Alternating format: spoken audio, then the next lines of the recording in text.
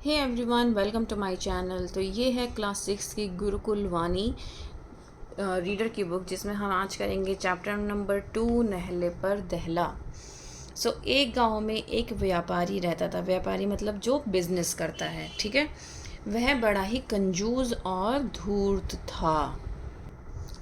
कंजूस मतलब जो जल्दी से पैसा खर्च ना करना चाहता हो, और धूर्त का मतलब होता है चालाक, ठीक है। एक तो कंजूस था, ऊपर से चालाक भी बहुत था। एक दिन वह अपनी दुकान पर बैठा था। तभी पास वाले गांव का रहने वाला भोला राम लकड़ियों से भरी गाड़ी लेकर निकला। तो अपनी दुकान पर बैठा था। कौन बैठा था? व्यापारी, जो बिजनेसमैन था। तो वहाँ से एक गांव वाला जिसका नाम भोला राम था, वो अपनी लकड़ियों से भरी गाड़ी लेकर निकला। व्यापारी ने उसे आवाज़ दी, भाई यह गाड़ी कितने में दी? व्यापारी ने उससे पूछा कि भाई ये गाड़ी कितने की है? तो भोला राम ने सोचा, चलो सुबह सवेरे ही पूरी गाड़ी बिक जाएगी। वह खुशी खुशी बोला, आपसे क्या मोल भाव करना, जो ठीक समझिए वो दे दीजिए। तो भोला राम खुश हो गया कि भाई सुबह ही सुबह सारी लकड़ियाँ एक ही साथ बिक जाएंगी मेरी। तो उसने एकदम से कह दिया कि भाई आपसे मैं क्या ही मोल भाव करूं। मोल भाव मतलब मैं क्या ही आपको पैसे बताऊं, या कम ज़्यादा करेंगे फिर आप जो आपको जो सही लगे ना, आप वो खुद बता दीजिए, आप वो खुद दे दीजिए। व्यापारी बोला, नहीं, बात पहले ही साफ हो जाए तो अच्छा है। तुम पहले ही बता दो कि गाड़ी का क्या लोगे। तो उसने कहा कि नहीं भाई, पहले ही बताओ, बिजनेसमैन ने। तो भोला राम ठहरा,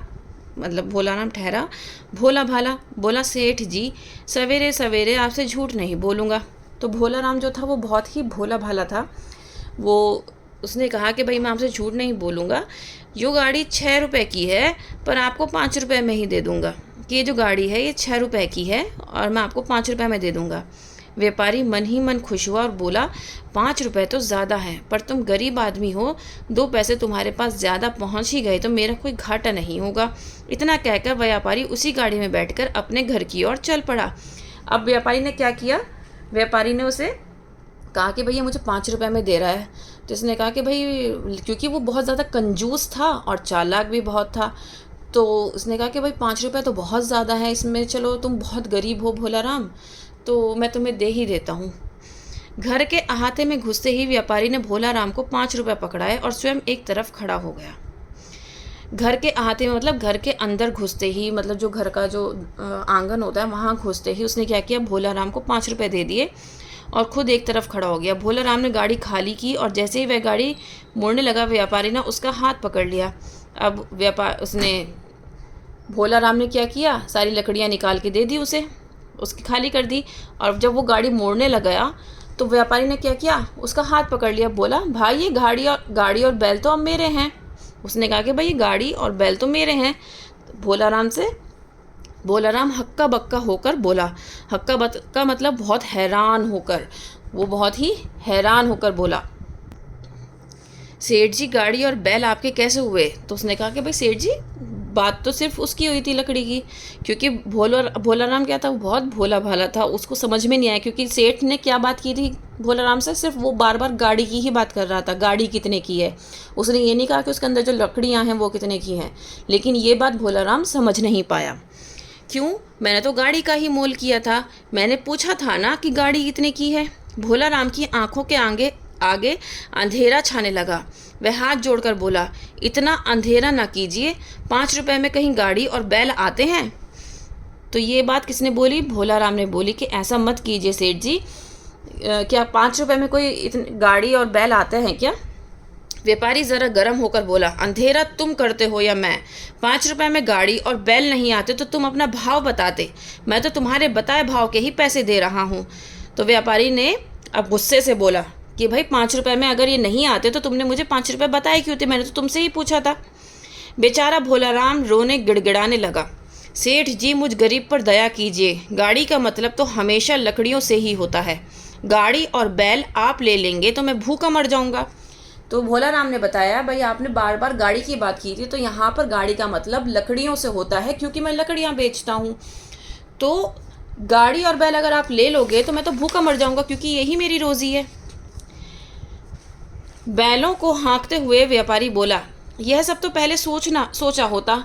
अब वो किससे कह रहा है ये बात? ये बात बोल रहा है वो भोला राम से कि ये सब तो पहले सोचा होता, अब तो तुमने इसके भाव लगा दिए, वो भी 5 रुपए। अब गाड़ी और बैलों के पीछे अपनी बात हार रहे हो, इतना तो सोचो, आदमी की कीमत आदमी की बात से होती है, तुम गाड़ी के पीछे बात से मुकर रहे हो। अब ये बात कौन बोल रहा है? व्यापारी कह रहा है कि भाई तुम अपनी बात से मुकर रहे हो, आदमी की कीमत तो उसकी बात से ही होती है। भोला राम बहुत रोया और गिड़गिड़ाया, उसने बहुत मिन्नतें भी की कि व्यापारी टस से मस नहीं हुआ। मिन्नतें करना मतलब उसने कहा कि भाई प्लीज़ मुझे दे दीजिए, बहुत रिक्वेस्ट करना, ठीक है, लेकिन व्यापारी नहीं माना।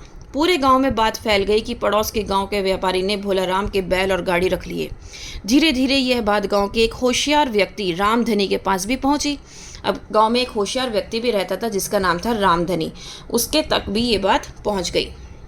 रामधनी ने बड़े बड़े धूर्तों के कान काट रखे थे, मतलब जो बहुत चालाक लोग थे ना, उन लोगों को भी मज़ा चखा रखा था रामधनी ने। वह भोला राम के पास आया और हंसते हंसते बोला, अरे यह औरतों की तरह बैठकर क्यों रोते हो? अब वो उसको देखकर हंसने लगा और बोला कि भाई तुम औरतों की तरह बैठकर रो रहे हो, व्यापारी की ज़ुबान से ही नहीं मोड़ा तो मेरा नाम बदल देना, यह तो पूरे गांव की इज्जत का सवाल है। ये बात किसने बोली? रामधनी ने। दूसरे दिन रामधनी एक गाड़ी में लकड़ियां लादी और वह चल पड़ा। व्यापारी की दुकान के पास उसने गाड़ी की चाल जानबूझकर धीमी कर दी। अब क्योंकि वो व्यापारी को मज़ा चखाना चाहता था तो उसने क्या किया, उसकी दुकान के पास आकर उसने अपनी गाड़ी की चाल धीमी कर दी, ठीक है। व्यापारी ने लकड़ियों से भरी गाड़ी देखी, उसने मुंह में पानी आ गया। अब व्यापारी फिर से लकड़ियों से बड़ी भरी गाड़ी देखकर फिर से वो ही सब करना सोच रहा था जो भोला राम के साथ किया था। सोचा आज फिर एक गाड़ी और बैलों का जुगाड़ कर लूं। उसने आवाज़ देते हुए पूछा, अरे भाई गाड़ी बेचने निकले हो क्या? रामधनी ने गाड़ी रोक कर कहा, सेठ जी निकला तो गाड़ी बेचने ही हूँ। व्यापारी ने कहा, आज तुम भाग्य से आए, घर से चलते समय घरवाली ने गाड़ी लकड़ी लाने को कहा था, कहीं मंडी में मारा मारा भटकता, बोलो गाड़ी का क्या लोगे?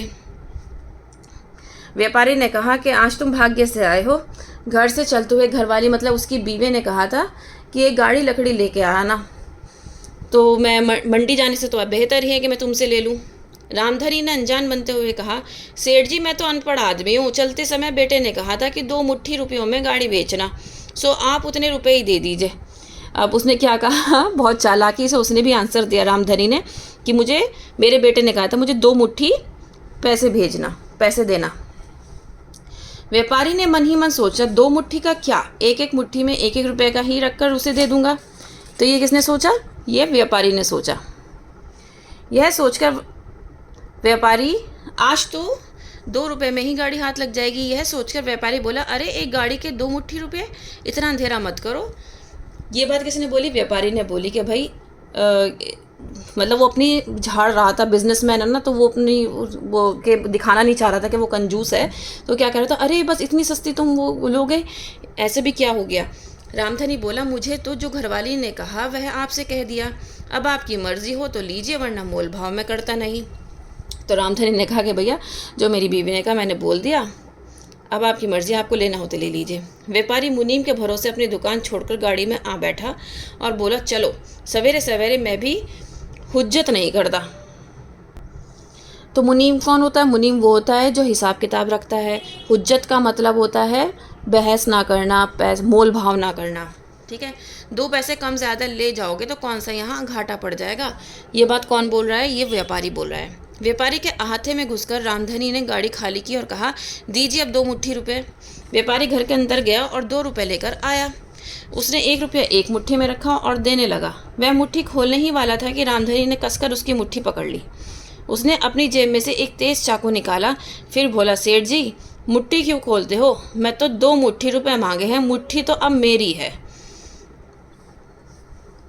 तो अब उसने क्या किया, उसने उनकी मुट्ठी खोले बगैर अपने हाथ से चाकू निकाला और वो पकड़ लिया कि मैंने तो 2 मुट्ठी रुपए मांगे थे। तो मुट्ठी मतलब ऐसे उन्होंने ऐसे मुट्ठी बना रखी थी ना, तो उसने उसकी मुट्ठी पकड़ ली कि अब ये तो मेरे हैं, और वो यहाँ से हाथ काटने वाला था, राइट। व्यापारी के मुट्ठी तो अब मेरी है, यहाँ तक हो गया हमारा। देन चाकू की चमकती धार देखकर व्यापारी के होश उड़ गए।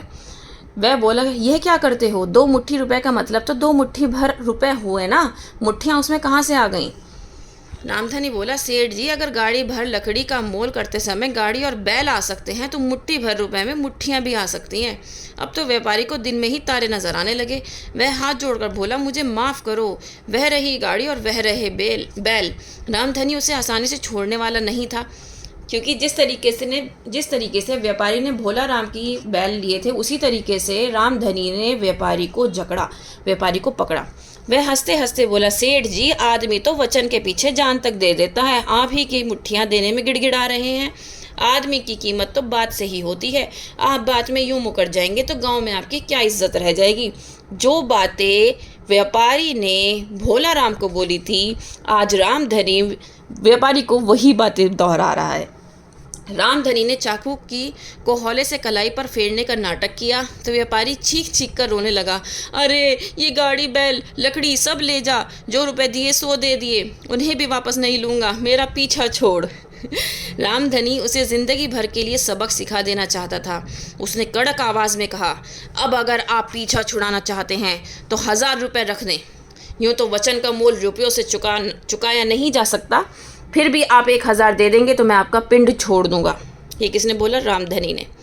व्यापारी हाय हाय करता घर के अंदर गया और किसी तरह मन कड़ा करके तिजोरी में से 1000 रुपये निकाल लाया। तिजोरी मतलब जो घर के अंदर एक सीक्रेट लॉकर होता है। रामधनी रुपए रखते हुए बोला, सेठ जी मैंने तो दया करके सस्ता ही छोड़ दिया, कोई और होता तो आज दोनों मुट्ठियाँ काट कर ही मानता। ये कौन बोल रहा है? रामधनी। इस तरह रामधनी ने व्यापारी को ज़िंदगी भर के लिए सीख दे दी। फिर वह बैलों को गाड़ी में जोत कर और 1000 रुपये लेकर वहाँ से खुशी खुशी अपने गांव लौट आया। इस कहानी के लेखक हैं मन्नू भंडारी और बहुत ही अच्छी कहानी है, जिसमें उन्होंने सीख दी है कि किस तरह लालच बुरी बला है।